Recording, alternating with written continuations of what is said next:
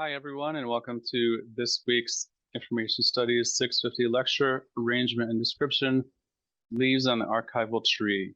I guess it's maybe a little weird, but I've always thought of the act of arrangement and description to be similar to pruning a bonsai tree. So you have this tree, which might have this kind of shaggy form or figure, and in an attempt to highlight or accentuate certain aspects of the tree, you kind of prune and shape that tree in a particular way. And as we'll talk about today, I feel like there is a lot of connection between pruning a bonsai tree and taking a large mass of records and arranging and describing it in a way that is appealing and useful for researchers.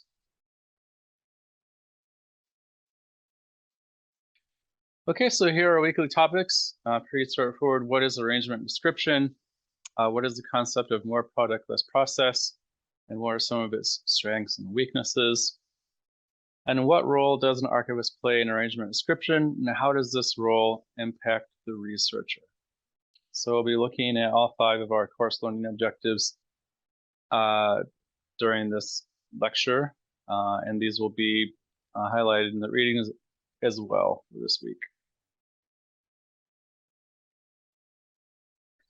Okay, so we'll start by looking at the SAA Glossary of Archival and Records Terminology, the Society of American Archivists, and just looking at their definition of arrangement, description, and processing as a whole. These are terms that we'll kind of use off and on throughout this lecture, so it's good just to kind of have a baseline understanding of what they are. So some aspects of the definition of arrangement, in part to protect context and achieve physical or intellectual control over the materials. We'll talk about context a lot during this lecture because representing the context between records, how records are connected to each other, what that relationship is a pretty key part of both arrangement and description. So down here for description, to facilitate the work's identification, management, and understanding. So when we're looking at identification, you're talking about describing the content of a record, which we talked about in week 2. So is it a picture? Is it a piece of correspondence? You know, who is it a picture of? Who is represented in the correspondence? And then when we look at things like understanding, that's where we're talking about context. So again, understanding the who, what, where, when, and why surrounding a record or a collection, and understanding how records within a collection relate to each other, and probably to a lesser extent, how collections relate to other collections that an archive may hold or may be held by other archives as well. And then finally, for processing, in part, this is done for storage and use by patrons. So use is the fundamental reason behind processing and these arrangement and descriptive acts. So again, to take a giant mass of records and to kind of prune it and shape it in a way that makes a set of records just usable by the public. So that the records are arranged in a way that's sort of coherent and logical, and that the public researchers understand what the records are and how they are related to each other. So use is a central part of this process. Okay, so next we'll take a look at kind of the traditional life cycle of the record that we've talked about in this course.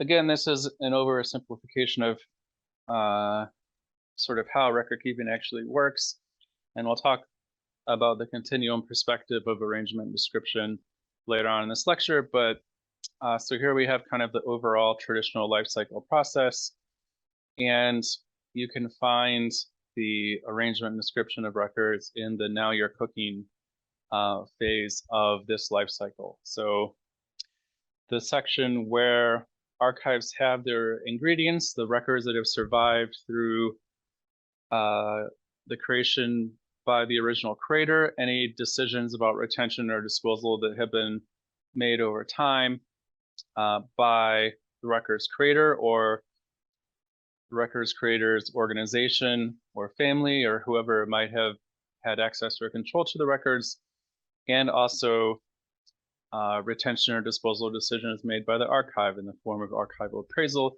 which we talked about that last week. And so now we're at this stage where archives are really beginning to put some effort, varying degrees of effort, into providing more information about the records, this archival fragment that has survived, to the public. I do want to mention that some arrangement description typically takes place when records are accessioned or brought into the archive. This is usually pretty cursory. It might just be,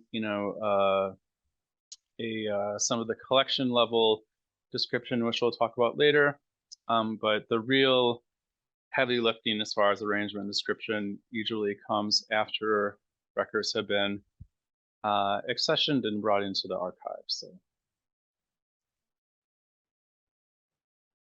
Okay, so yeah, some things that arrangement and description does: it organizes records, it provides structure to records, it describes records, and it puts records in context. So yeah, you can think of a collection of records as a bonsai tree that an archivist prunes. You could think of it as a messy room that an archivist organizes and labels and just provides overall structure and information to the records.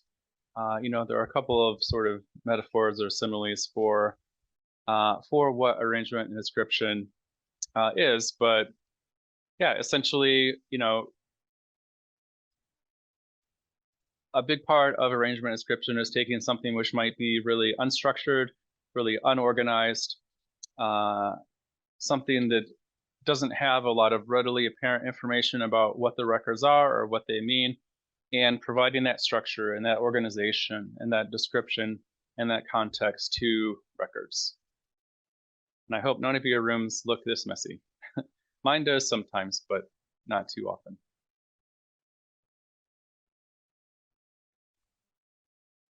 A part of this arrangement and descriptive process is the act of preserving the authenticity of records, or to another extent, documenting or making researchers aware of how authentic records may be. So as you can see here, we have this process where a record or a creator produces records, and that creator is the provenance of a particular set of records. So the records come from a particular creator. It may be an individual, it may be an organization, but that's sort of how the idea of provenance has worked, at least traditionally. And the original order of these records, at least theoretically, determines how the records were used. So if records were kept together in the same folder on a hard drive, or if the records were kept in the same file cabinet in someone's office, then you could say, okay, because these records have proximity to each other, or because they have some sort of physical proximity to each other, that suggests that they're connected in some way. They may have been used to document the same function. They may have similar context. And that's kind of the idea of original order. And so the overall authenticity of records is derived from the provenance and the original order that records maintain over time. Again, sort of simplified in a theoretical way. So if a if a collection of records mirrors the original order of the records when they came into the archive or when they were actually used by whoever used and created them, then that lack of change to the overall records can give it more authenticity. And if all the records come from one records creator and they haven't been mixed in with records maybe created by someone's uncle or someone's spouse, then you could say because all the records have the same provenance that the set of records is more authentic too, because it is what it's saying it is. So it is, if a set of records says, I'm Sean Hayes' papers, and how those records are portrayed to the public because they're organized in a certain way, or if those records actually have, things created by my daughters or by my wife, then that can really undermine the authenticity of those records. So at least ideally, processing should preserve and maintain authenticity by not mixing records and also by not changing the order that records were in when they were being used and created and when they came into the archive. Of course, there are a lot of ways that these concepts of original order and authenticity can be undermined and diminished. So for instance, if there are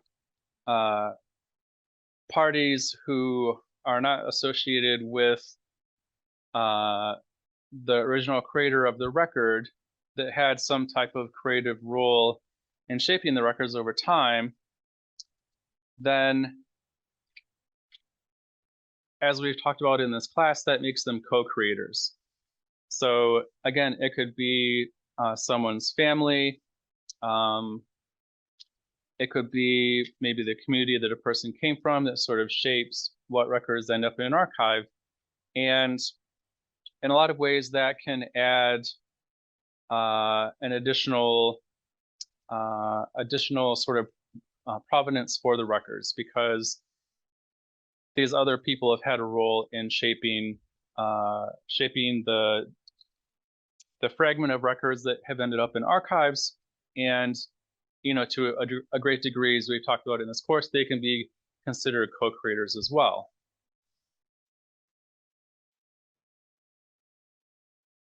And it's important that archives recognize this and that they are able to, as much as possible, communicate to researchers that, any variety of factors have shaped a collection of records over time. And that it wasn't just the choices of one person who originally created the records, but, it may have been the choice of their grandchildren or their wife or whoever has maintained the records over time before they ended up in archives. So just being able to provide a more multifaceted picture of the provenance of records is an important thing for archives to do. Now, archives may not have that information. It may take some digging to find out exactly how the records have changed over time, if the records are not in the original order that they were used in, or what's been going on, or maybe things have been taken out and added. And so archives may not know who has had a creative role in shaping the records that they are arranging and describing, but it's probably a good thing for archives to try and at least have a conversation and figure that out, because again, it is important information to convey to researchers, because otherwise they might just think what they're seeing is the result of the decisions of one person, the creator of the records, when in fact it may be the result of decisions made by, who knows how many people over time.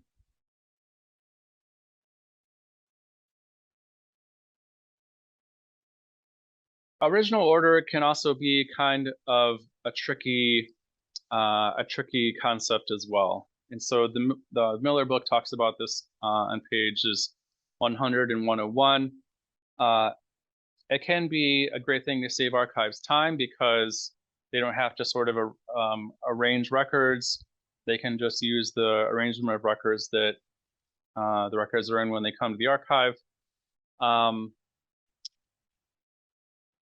But it may be, as Miller describes on page 101, that original order can be difficult or unintuitive for researchers to understand.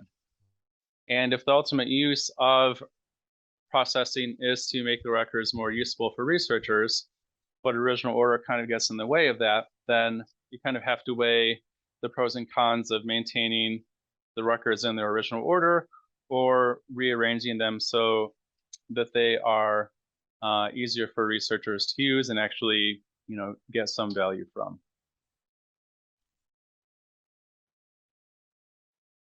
As I kind of touched on, it can also be really difficult to know if the order the records came in was actually represents how the records were used and how the records were organized originally. And so that's kind of another little bit of research that archives might have to do, because if not, then they're sort of giving credence or value to an order, thinking that it's representative of how the records were used and the context behind them, but that may not actually be the case. And so archives are kind of putting value in something that really isn't accurate or useful.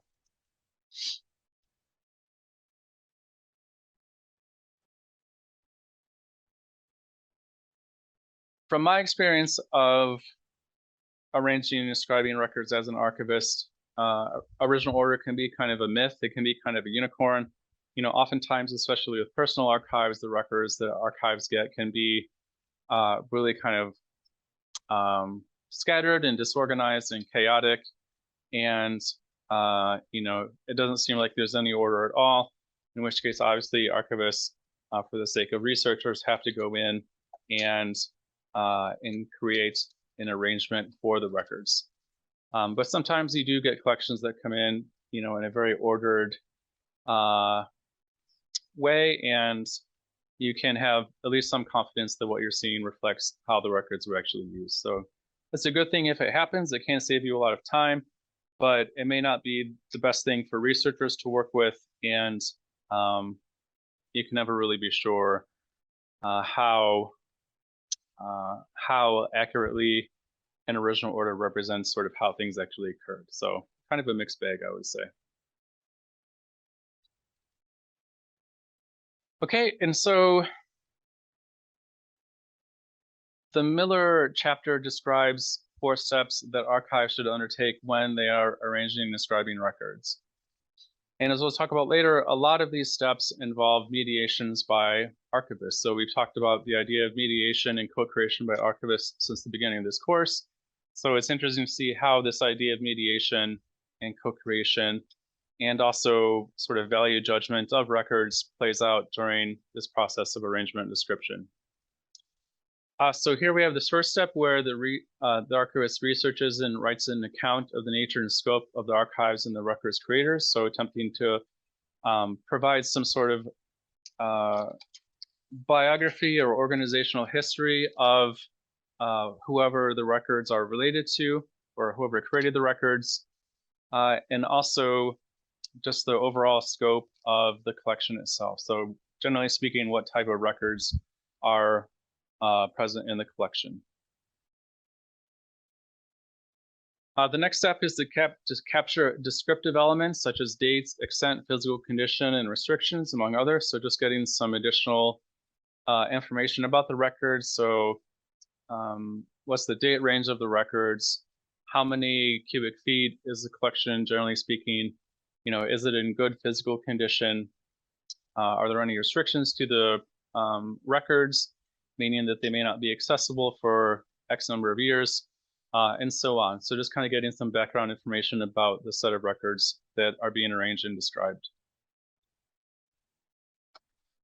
Next, we have this process of creating access points to help researchers determine which archives are relevant to their research. So subject headings that you'll find in finding aids, these little subject headings that ideally link to other collections that have the same subject heading as the set of records that a researcher is working with.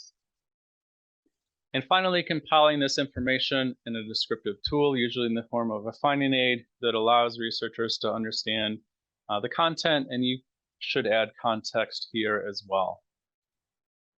So the first three steps are related to just compiling information and kind of interpreting information, and then presenting that information in an access tool. And we'll talk about finding aids next week. And it's interesting to think of how working with records creators as close to the creation of records as possible can facilitate this process. So if you are able to work with records creators, then you might have a better idea over exactly what is in the set of records that you are describing. You might have better and more accurate information about the dates included in the records that you're working with. You might be able to develop subject headings and other access points that are more relevant to records that the collection actually contains, as opposed to what you think it might contain. So there's just a lot of value when it comes to description to this idea of working with records creators. Again, as close to the creation of records as possible in order to make this descriptive process sort of less labor intensive, because instead of you having to do all this research, you can just sort of consult information that you ideally already have, and more accurate and useful for researchers as well.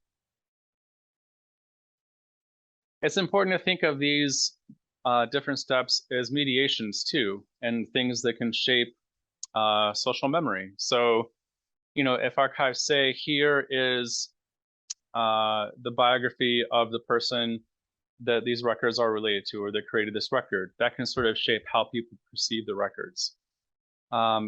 When archives say, this is the nature of these records, this is the content and context that this collection contains, that can really shape social memory, because people will see sort of the archival interpretation of what the records are and how they're related, and that can impact how they view what they're looking at.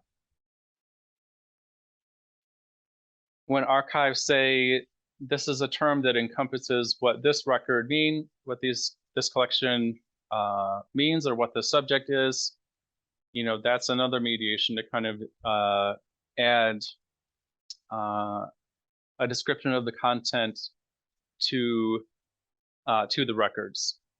And again, that can influence the understanding of records that researchers have as well. So these are definitely acts of co-creation and acts of mediation that archives engage in. And because of how these acts of co-creation can influence how researchers influence the records they're looking at, it can influence the understanding of records that researchers derive from a described collection, and can influence how they use those records in the future to produce whatever book or article or documentary that they're working on and sort of sharing with the public. And it's possible that archives can get a lot of this stuff wrong. They may not understand exactly all the activities that a person or an organization was involved with, and so they may not include them in the biography that they provide. They may not really understand the scope of the records in a collection, because maybe they're not an expert in whatever area the records are related to. And maybe the archive uses incorrect or harmful or offensive terms to describe people or communities in when they are describing records. Maybe they don't know better. Maybe they have some kind of bias against certain people in society, but that could be something that happens as well. So there's a lot of opportunity for archivists to get this descriptive process wrong, and if that influences the sort of overall understanding of a set of records, or even of a community, or of a community's history, in a way that is false or harmful or negative, then obviously that can have a lot of negative repercussions, for the researcher themselves, for people that are misrepresented in archival finding aids, and it's just an overall kind of bad situation. So where there are a lot of opportunities for mediation, as in the case of archival description, there's a lot of opportunities for archivists to get wrong. Again, either intentionally or unintentionally, and that can definitely be a negative for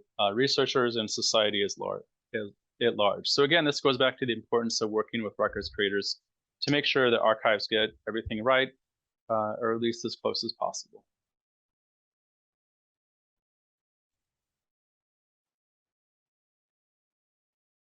So a lot of arrangement and description is related to the idea of portraying to the public the imaginary whole of a person or an organization.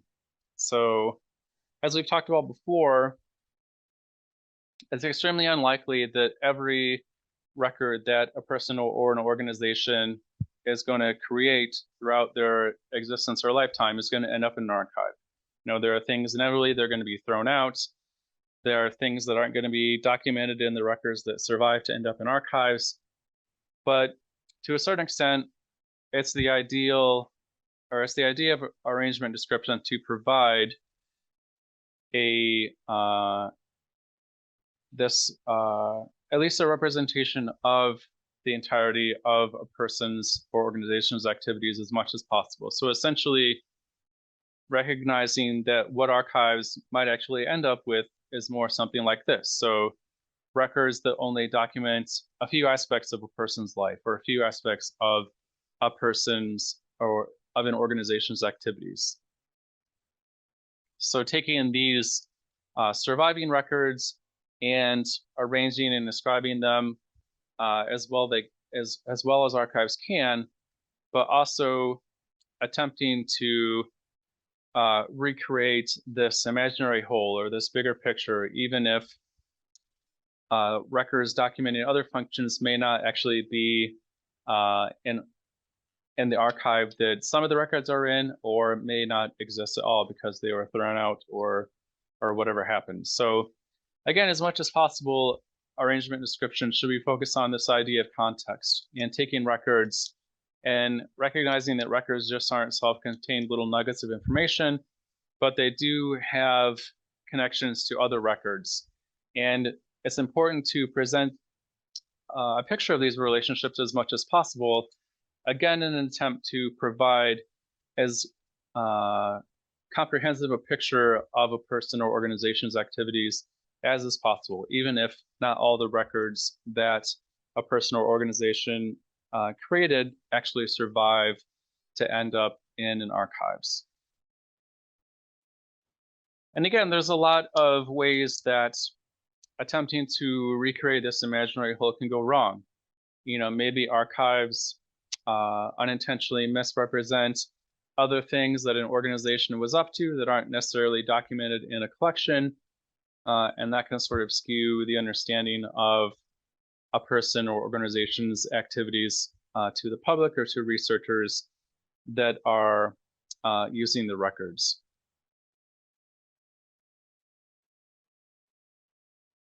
So again, it just goes back to this idea of working with records creators in order to understand sort of the greater context of records and increasing the ability of the archives to take records which may only document a few functions that an organization or a person was involved with, and again, paint this sort of greater picture as much as possible, even if not all the records or any records documenting some functions are present in an archival collection.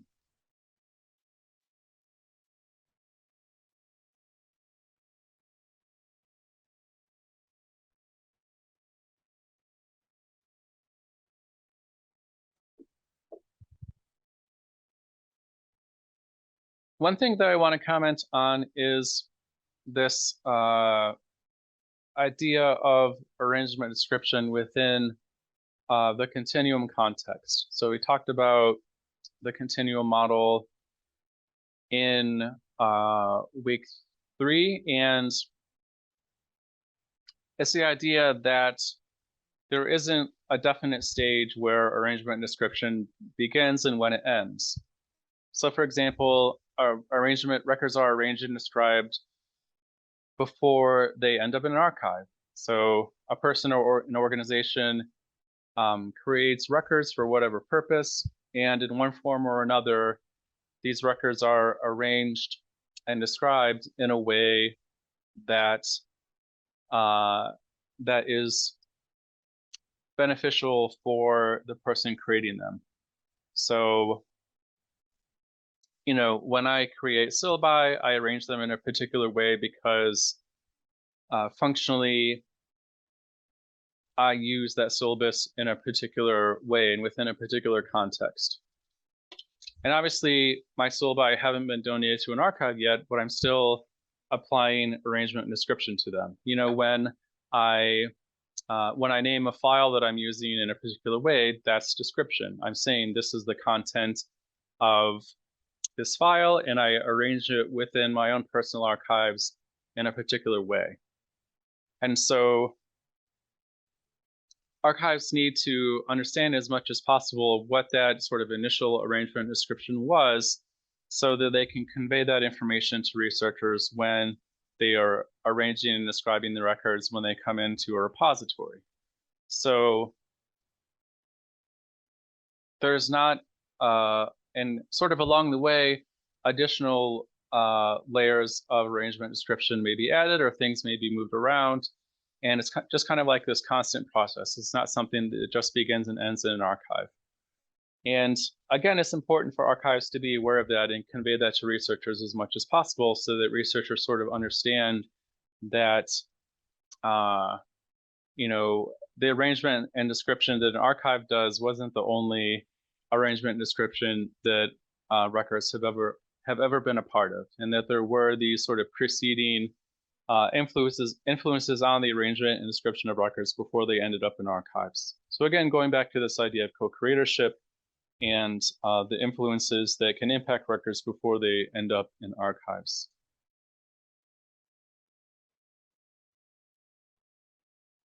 A lot of this descriptive information attached to records before they end up in archives can come in the form of metadata, which we'll talk more about later on in the semester, but sort of data about the records. And this can be a really valuable tool for archives to use in the future, both for arranging and describing records, especially digital records, and also preserving them. And so one of the benefits of having this continuum idea where you are working with records creators ahead of time is to make sure that this metadata is created and attached to records and survives as well. So making sure that the content and context of records is available for the archives to use and for the archives to share with researchers. So that's another strong benefit towards having this continuum mindset towards arrangement and description and working with records creators as close to the creation of records as possible.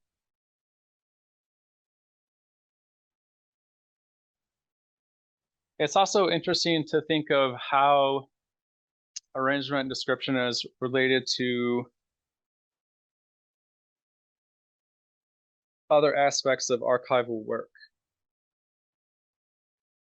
So there can be some pretty strong connections between arrangement and description and appraisal. So appraisal fundamentally is, or at least should be, a process where archives are gathering information about records in order to decide whether or not they are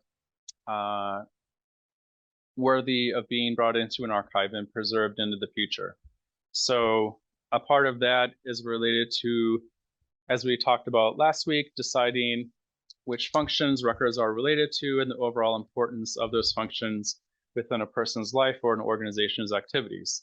So the great thing about this information that can be gathered during appraisal is that it can be used when an archive is describing records.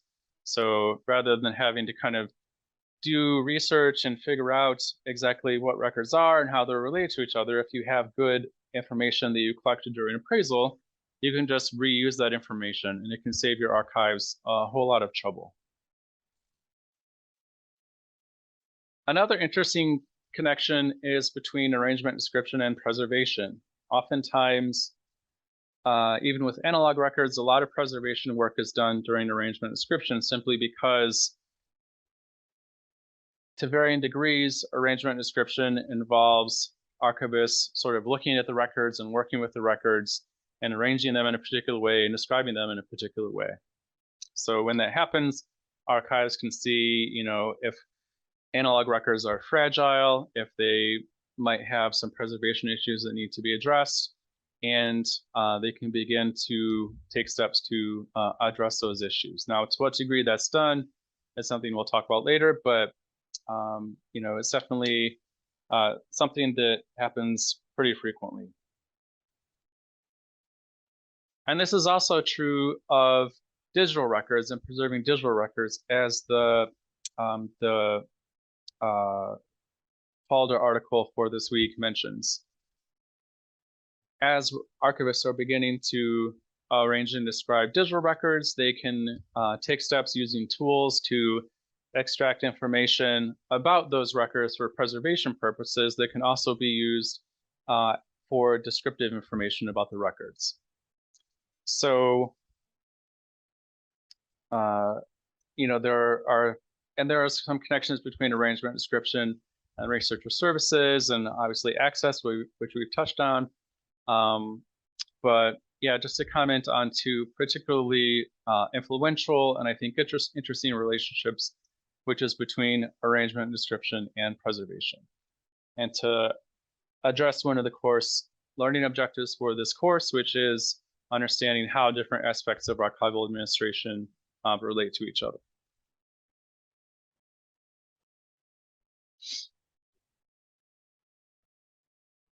So to go back to this idea of good description before we start looking at more product, less process, and start talking more about the relationship between arrangement, description, and preservation. The Green and Meisner article for this week suggests that description should do three things. So it should represent the context of the materials, as we've talked about. It should represent the physical characteristics of the record, so formats and things like that. And it should also provide the informational content of the records. So this relates to not only something that I've already talked about in this lecture, but some of the characteristics of records that we talked about in our nature of records discussion as well. So again, description is just trying to convey what those characteristics are to the public. And again, a lot of this can be found in metadata associated with digital records, which can be a benefit for having a quick and efficient descriptive process.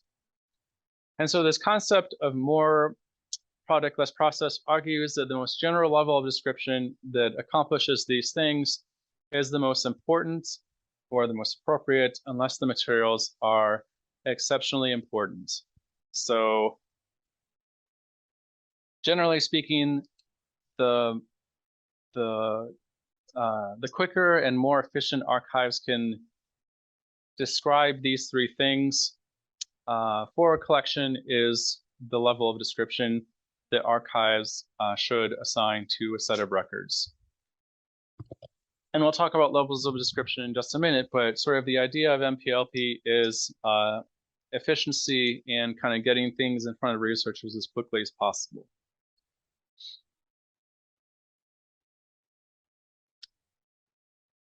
So MPLP really feels that, or suggests that description should be brief and concise.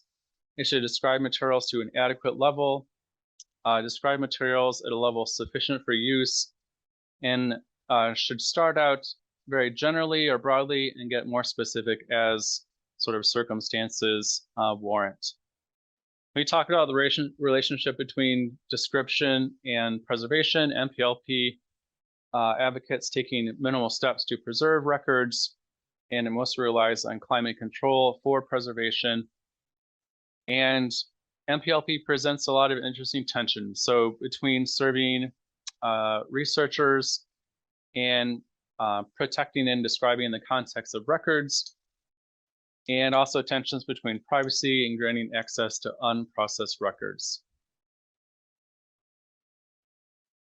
So there are some interesting words used to describe MPLP in the Green and Meisner article. So when you say things like adequate to user needs, well, user needs are going to differ from person to person. The needs of a researcher who has worked in archives and with archival records, many times are going to be different from a person who has maybe never researched an archive before or never done any research before. And that's also true when you start looking at materials sufficient to promote use. What's sufficient to promote use for one person is going to differ from another.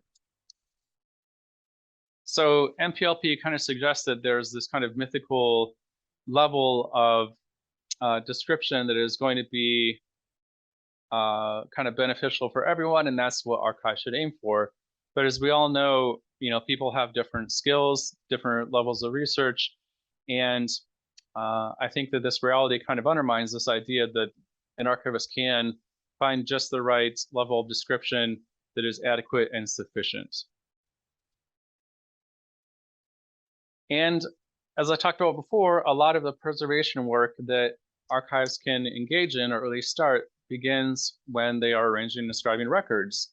And if archives do this very minimally and very quickly, then preservation issues can go unnoticed, and these preservation issues can kind of snowball and impact not only records in one collection, but maybe the records in other collections as well. So kind of taking minimal steps to preserve records can have negative long-term repercussions for a particular collection and the holdings of the archive as a whole. And not every archive has climate control either, so relying on climate control isn't necessarily the best solution either. And some of these tensions between MPLP and sort of what researchers want and researchers need can lead to records being less useful for researchers. So if arrangement and description is done really quickly and kind of at a cursory level, then researchers may not have as much information about the content or context of records, and that can undermine the usefulness of the collection that researchers are looking at, again, especially if they're unexperienced.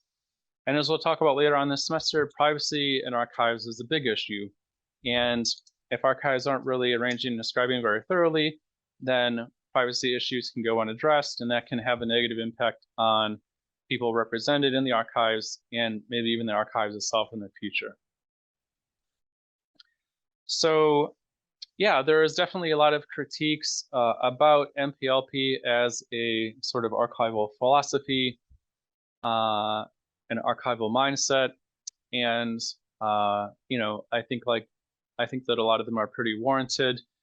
Kind of additionally, this understanding of MPLP is really focused on an analog world. As the Felder article mentions, MPLP is less applicable for digital records, which tend to be a lot more labor intensive when it comes to arrangement and description. The article talks about how there are 91 tasks for baseline digital processing, which doesn't really sound like minimal processing at all. So not only are there a lot of issues with MPLP, but it's not necessarily a philosophy that that seems to meld very well with digital records, which are more and more every day what people are creating and what archives are dealing with. So definitely a lot of holes you can poke into this sort of descriptive philosophy.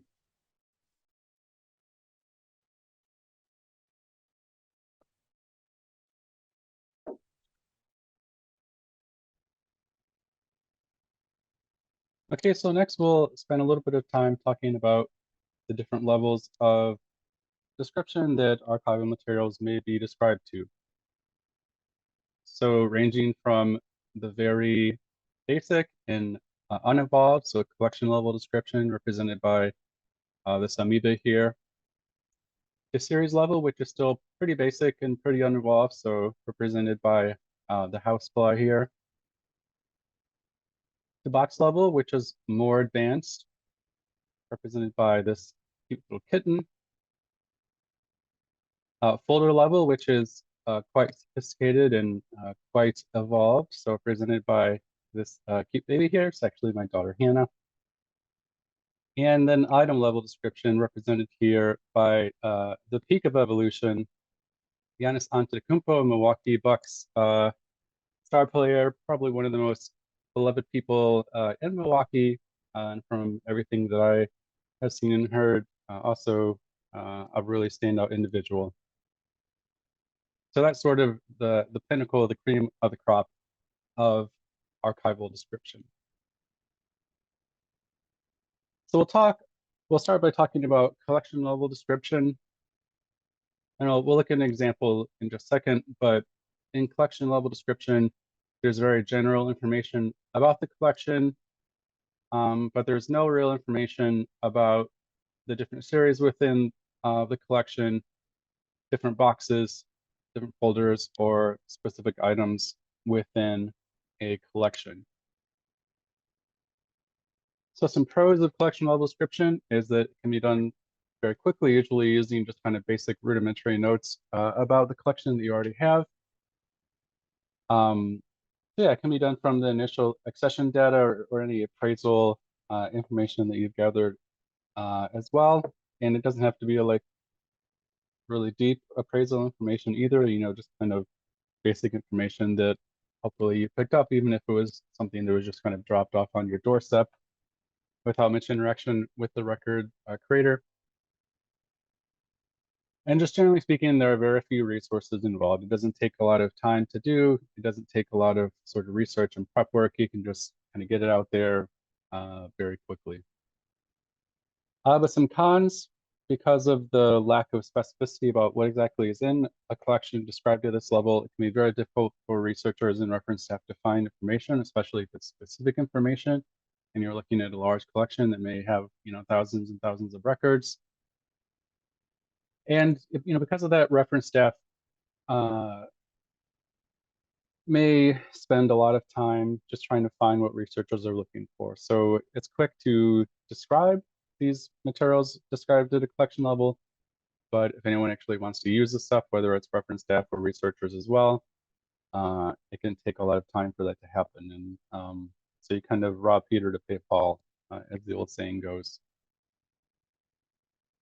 So here's an example of what collection level description would look like. So this would be all that you would get. You would just have sort of general information about how big the collection is, the record creator, a call number, some basic biographical information about Tilden,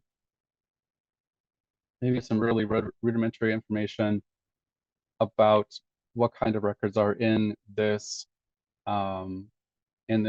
collection. But again, just a real lack of specificity as far as what might be in the different series, boxes, folders, and individual items within this collection. So, 99 boxes that can contain, tons and tons of records. And so you just have a very poor understanding of what exactly is in this collection if you only do collection level description. Okay, so next we'll talk about series level description. So this is where the series is described at a series or subseries level. And again, I'll show you an example of what that looks like here in just a second, because I know you may not understand exactly what a series or a subseries is. So kind of similar to collection level description, the pro of this level of description is that it can be done fairly quickly with fewer resources. And you are getting a little bit more detail than you are with collection level description.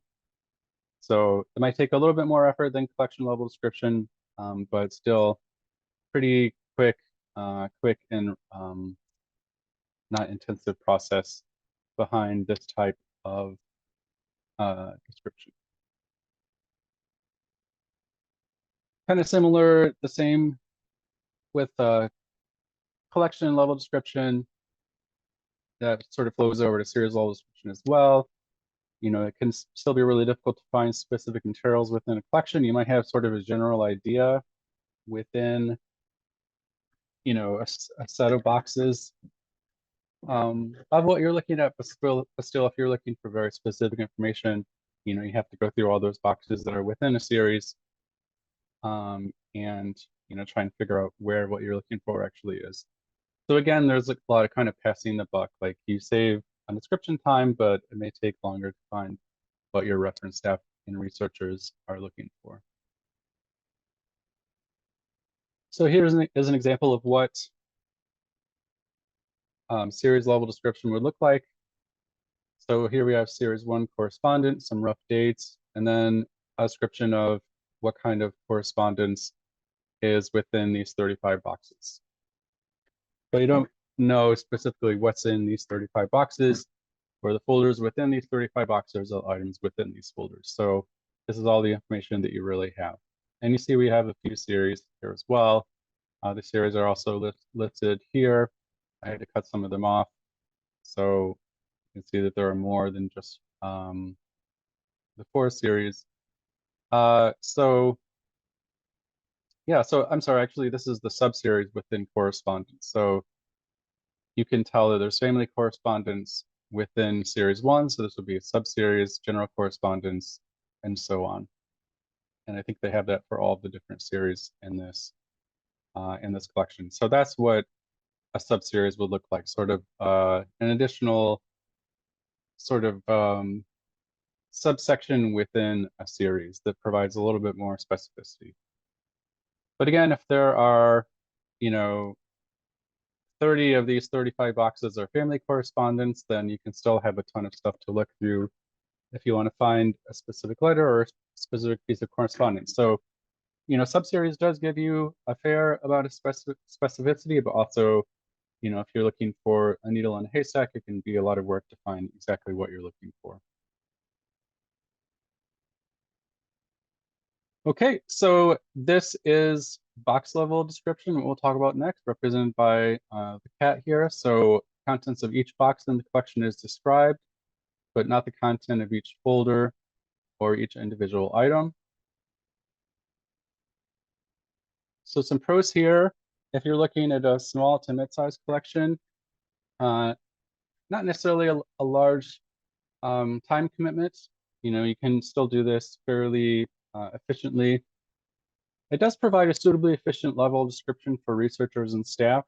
You can more or less find what you're looking for with good box level description. And it can be applied to a broad cross-section of collection material. So even if you have something that isn't incredibly important, whether it's a whole collection that isn't incredibly important, or even parts of a collection that aren't incredibly important, you can still do box level description and not feel like you're really wasting your time, again, because it can be a fairly inefficient process, or a fairly efficient process most of the time. Okay, some cons if you're looking at very large collections and you want to do box level description for all of it. If you're looking at hundreds and hundreds of boxes, that can still be a substantial time commitment to look through every one of those boxes and make a note of and describe what you're looking at in every one of them. And boxes can contain hundreds and hundreds of records, or even hundreds and hundreds of folders. So if researchers are looking for very specific information, box level description can still be pretty broad and leave them with a lot of material to look at. So here's an example of what box level description would look like. So, it tells you in box 1, correspondence from 1965 to 1966, and so on and so forth. Here we have kind of a range of boxes, but it tells you in each one of those boxes, you're looking at correspondence from 1964 to, or 1960 to 1974. So, pretty self-explanatory. And again, a nice level of description that was detailed without necessarily being too detailed. Okay, so next we'll talk about folder level description. So the contents of each folder in the collection are described but not individual items. So some pros, exceptional amount of detail for researchers and less work for reference staff. You can go in and find what you're looking for pretty efficiently. Cons can be very labor intensive, not really suitable for large collections or substantial parts of smaller collections, and often too detailed for less important collection material. So folder level description is really only appropriate for collections or parts of a collection that you feel are exceptionally important just because of the amount of labor that goes into it. But when it is available, it can be extremely useful for everyone trying to find information within an archival collection. Okay, so here's an example of what folder level description would look like. So we have box 1, folder 1, and that contains correspondence from Henrietta Barnes dating from 1833 to 1834. And then you kind of go on to folder 2, 3, and so on. So all the different folders within box 1 are described in detail. So if you were a researcher and you were thinking, well, I'm really interested in finding correspondence between Samuel Tilden and Cynthia Doubleday, you'd be able to find out where that information, if it's in this collection, exists fairly rapidly, right? You can just look in the find aid and be like, oh, okay, there it is. And, obviously a pretty efficient process for researchers, but again, not necessarily a efficient process for archivists to provide this level of description. Okay, and then last but not least, we have item level description. So every item within a collection or within a part of a collection is detailed. So extremely detailed, exceptionally easy for researchers and reference staff to use. But again, as you might imagine, very time intensive and typically only applicable in cases of very small collections or exceptionally important collection material.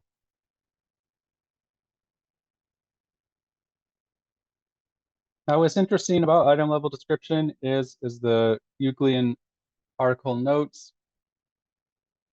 Getting item level description about archival records has become less burdensome with digital records because there are tools that can extract item level information from records.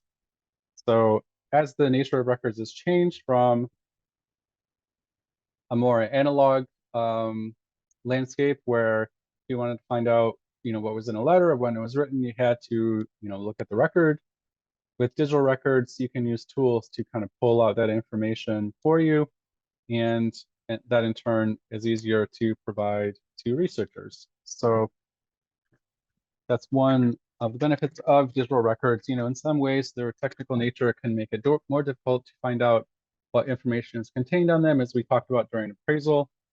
But there are tools that you can use to make retrieving that information easier and more efficient, and thus easier and more efficient to provide to researchers.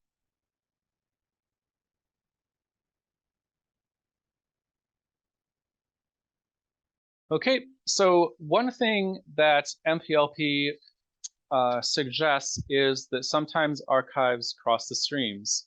So archives are encouraged to describe different collection materials at different levels based on the importance of the material, based on perceived current and future research use.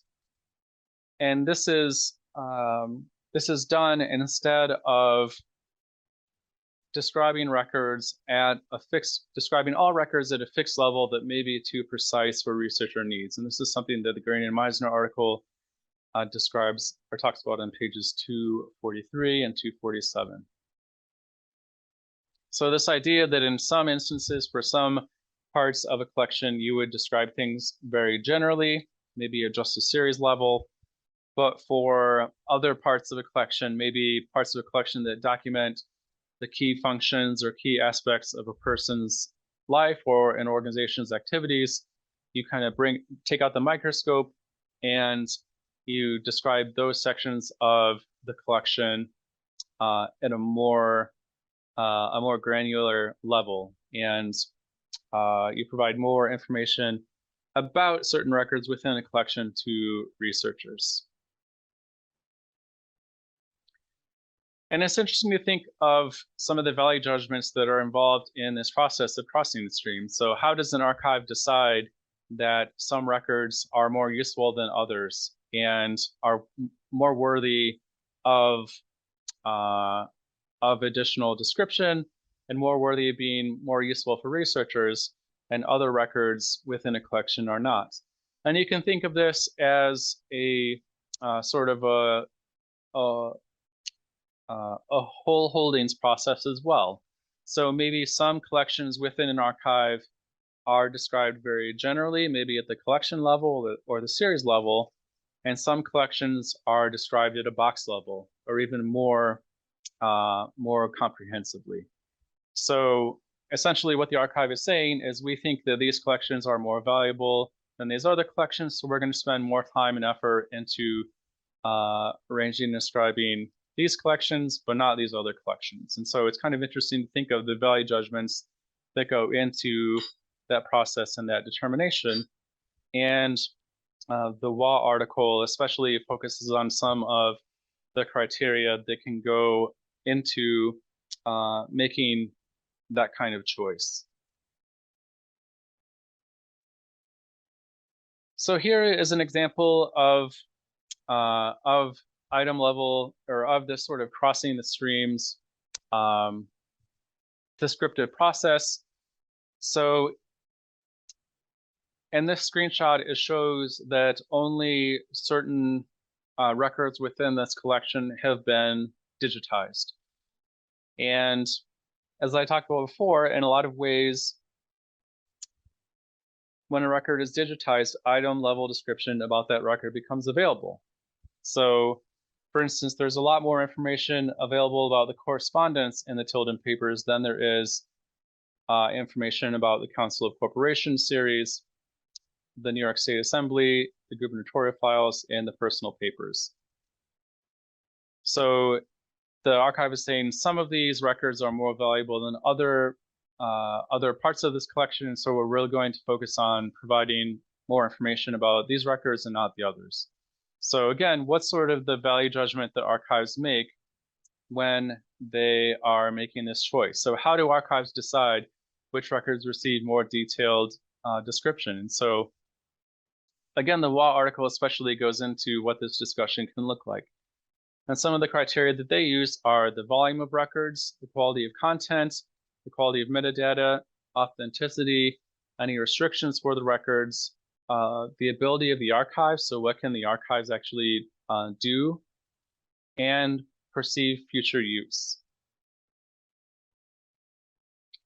So when you look at something like the quality of content, that involves an understanding of how the files were used by the creators. So having an understanding of some of these contextual relationships is going to tell you if the content is important or not. And again, the WA article talks about interviewing donors and creators to get an idea of what the content is and the context behind it, in order to determine if it's of high quality or not. The WA article also talks about the date range and the comprehensiveness as being other factors considered within this. So is it a set of records that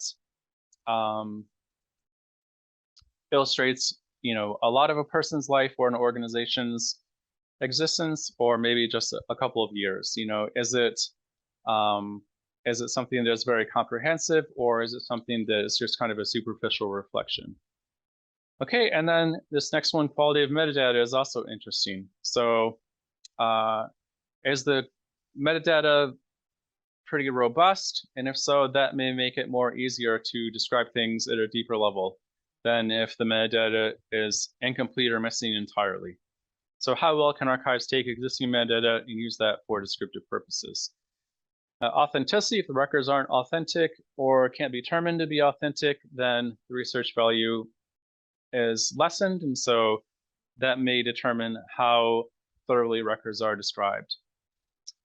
If the records are going to be restricted for, 20 or 30 or 50 years, then it doesn't make a lot of sense for the archives to spend a lot of time and energy into describing records to a very deep level because no one may ever actually see them.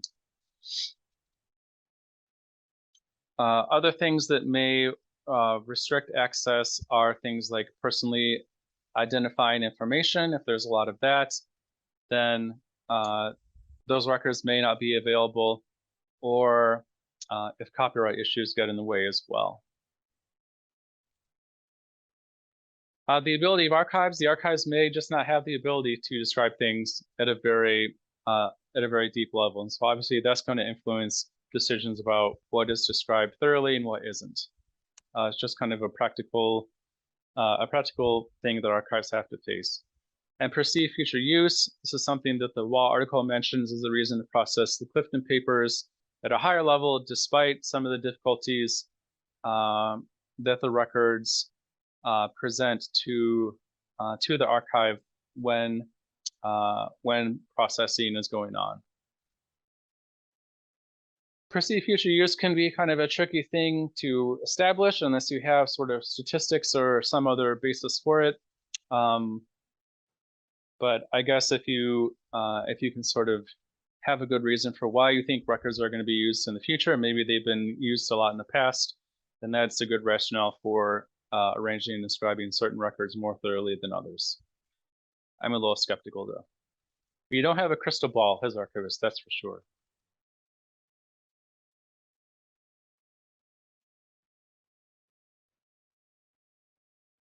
It's important to think of, which of these may be the most deterministic in how deeply a set of records is arranged and described. So I think the really big ones are going to be the volume of records. Just if there's a sheer amount of records, then archives may either choose or have to describe them more generally, again, just because of a lack of resources. If the content is really poor, then I think that would kind of have an outsized determination in the level of description that a collection should get or really, deserves to get.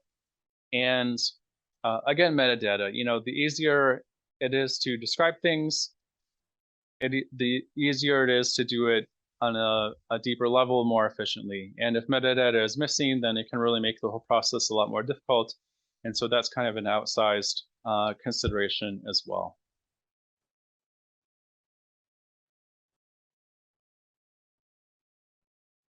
So it's interesting to think of how appraisal connects to all of these. So again, talking about some of the connections between arrangement and description and processing. So when you're appraising records, you're going to think about the volume. Is there a ton of records, and are we capable of taking care of these records? What's the quality of the content? If it's good, then maybe we're more likely to bring it into the repository. If it's bad, then we should probably say no. If the metadata is very poor, then maybe we shouldn't bring the records into the archive in the first place. If we think there are authenticity problems with the records, then we probably shouldn't bring them into the archive in the first place.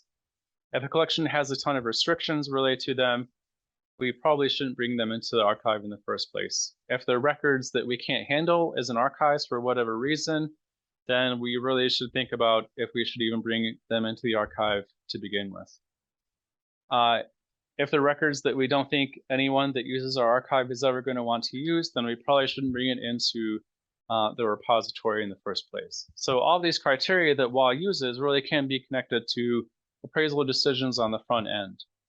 So if you, as an archive, find yourself thinking, well, we have a lot of records that have poor content or poor metadata or have authenticity problems, these are issues that could have been addressed during appraisal, and they shouldn't be issues that you have to deal with when you're trying to determine how you're going to arrange and describe records, 10 or 15 years or however long down the road. So it's interesting to think of how the decisions that archives make about how deeply they're going to describe records can connect to the different processing tiers that the Waugh article touches on. So again, looking at the quality of data, the authenticity of the data, any restrictions, any perceived future use, and really saying, what's the equation between this criteria and the amount of effort that we're going to have to put into providing access to these records, and kind of using that calculation to determine the access level that a collection is going to receive. So is it going to be an optimal processing tier that's really going to facilitate use and research? Is it going to be a processing tier that makes use of these records more difficult? What is sort of going to be the ultimate fate of these records and how deeply they're going to be processed? And again, these are value judgments that archives are going to make, and everyone, a lot of people can differ as far as the quality of content or the authenticity of data, or how onerous the restrictions are, or what potential use is going to look like. And there may be biases, other things that creep into that, and it can have a real impact on how likely it is that records are going to be used in the future. Because research has shown that if records are not easy for researchers to use, then unless researchers are really determined, researchers aren't going to use those records.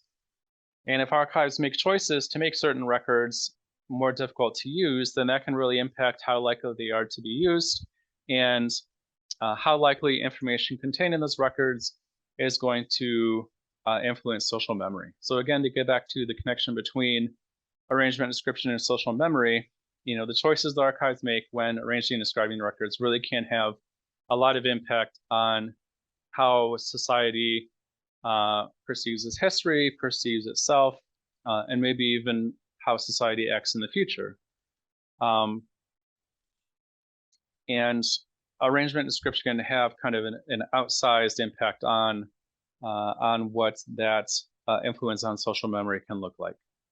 So it's just important that archives are really aware of this power and of this responsibility, and attempt to be as ethical and transparent as possible when making these decisions about how certain records are going to be arranged and described, and kind of the reasons for those choices.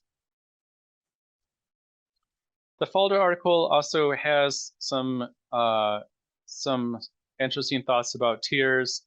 So this baseline tier where things are sort of really minimal processed, and then low research value, low risk, don't really require any additional steps, to more intensive processing. So these are going to be things that are thought of as having high value and worthy of substantial investments, or they may have some kind of high risk associated with them, and they may have specific access restrictions or requirements that require a high degree of manual effort. So, again, if you say something that's high value and merits substantial investments, that's really saying these records are more valuable than others. And again, that's a value judgment, a value mediation that archives have. And then you might say, this has low research value. Well, okay, according to who and why? So these are good things to interrogate and to really question why archives make the choices that they do.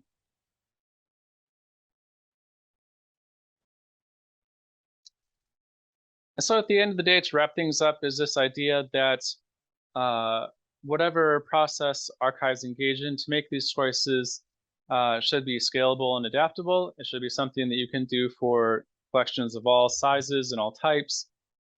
And again, it does have an impact on the level of description that the records receive, the overall level of access to those records, and at the end of the day, it has to be a processing strategy that is efficient and is sustainable for archives in the future, because archives never have as much money as they need. And so definitely economics and sustainability has to be a big part of every arrangement and description choice that archives make, unfortunately.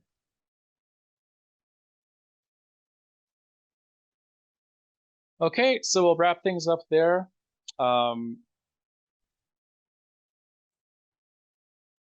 Appraisal is probably the most influential act that archives engage in, but you could really argue that arrangement and description is the second most influential, because it really does frame how researchers interact with and understand the records that they're working with. And if archives nudge researchers in one direction, either by describing things incorrectly or describing some things to a deeper level than others, then that can impact how researchers understand records and how the people that view products of research understand records and their history and the history of society.